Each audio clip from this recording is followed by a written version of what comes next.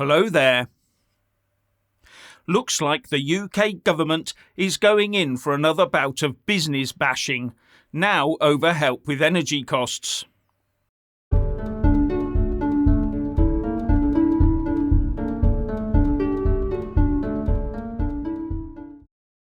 Now, if you haven't already done so, please do subscribe, click the little bell, select all, and then like and comment below. UK businesses have already been hit hard this year with energy costs, especially the small businesses. At least they've got government help though, with a total of 40 billion quid of taxpayers' money being set aside to help them. Well, the latest news is that will be reduced to 20 billion when the first lump of support ends at the end of March.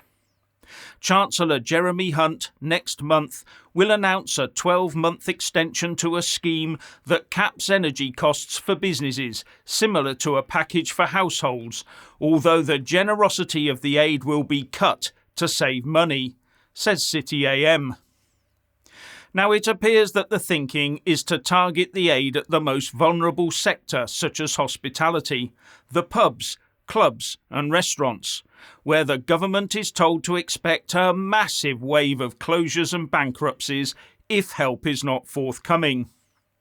But according to experts, this will be difficult, as the energy providers don't have that much data on their users and what they do. Although, isn't that something that could be quickly rectified? Although the scope for fraud could be on the pandemic loan type levels. Now, wholesale energy prices have been falling, although the retailers that sell it on to us seem to be quite happy to keep the direct debits as high as possible, just in case there's another surge in prices perhaps. Because those prices are only down due to milder than normal winter across Europe and Russian gas supplies being successfully replaced.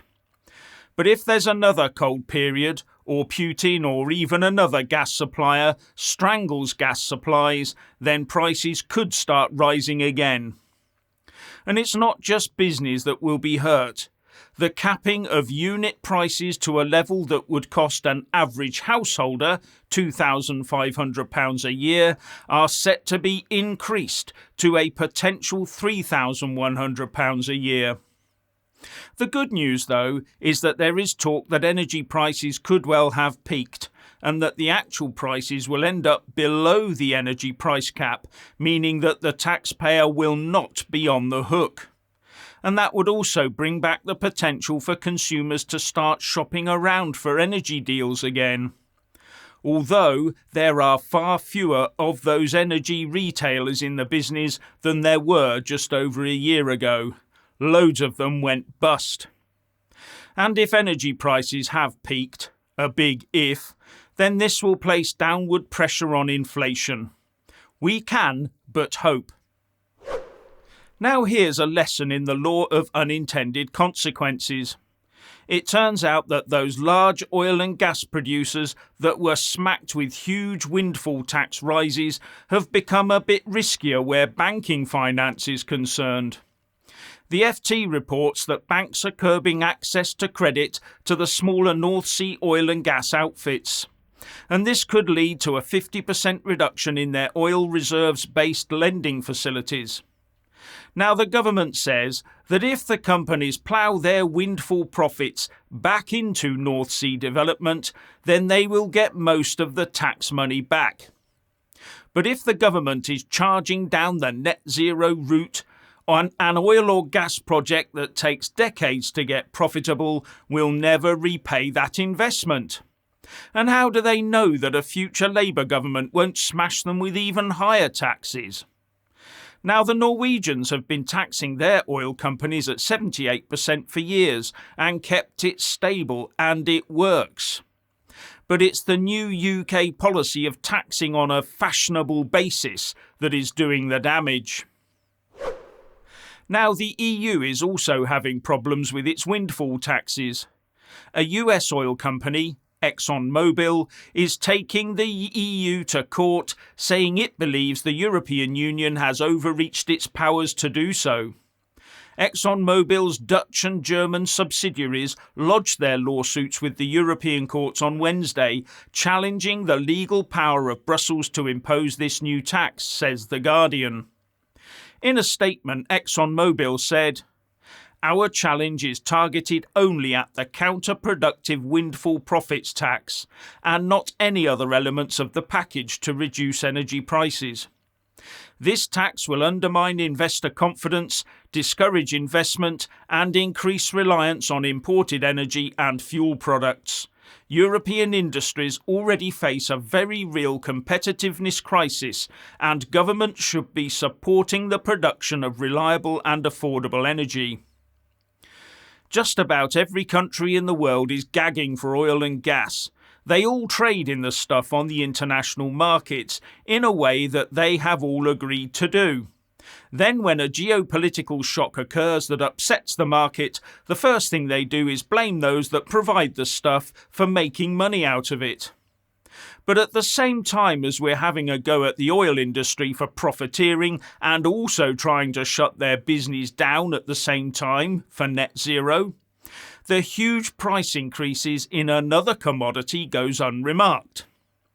In 2010, UK natural gas was priced at £38.77 a therm, and although it peaked for a short period at over £460 a therm, it has dropped back to £180.42 a therm. Right now that's 4.65 times the 2010 price, and that's considered a windfall profit. But now look at one of the most likely commodities to profit from the demise of oil and gas: lithium for batteries. That traded at $5,180 per metric tonne in 2010, but it is now 3.3 times that level at $17,000 a metric tonne, and we haven't even started properly on this battery stuff. The lithium miners are set to make an absolute killing in the coming decades, just like the oil providers did right at the start of the oil boom. So isn't the right time to hit the miners with windfall taxes right now, to assist with such things as the cost of recycling? That to be done safely has to be done in controlled environments. And the amount of energy required to get it from the earth and into a battery is huge. Then there's the damage to the environment these mines do. Now, the UK does not mine lithium at the moment, but projects are already underway, and as the prices rise, opening lithium mines will start to be more and more viable. They could spring up all over, most likely starting in Cornwall. Now, California and some provider countries are putting such a tax in place. Should we be doing so as well? And we can do it quite easily since we left the EU, a Brexit freedom if you will. Or will it be a case of windfalls bad, windfall tax good, to windfall tax good, windfalls better? Now, loads of people will be screaming that lithium mines shouldn't be taxed because we need the batteries for our electric vehicles. But I wonder whether we'll be saying that a couple of decades after we've been mass producing these huge car batteries. And wouldn't it be good to front load the money for recycling into the system, not wait until it's too late like we usually do? Just asking. And finally, when subscribing, please don't forget to press that little bell and also select the all option, or you won't get any notifications when I publish a new video. And thank you all so much for taking the time to watch the show.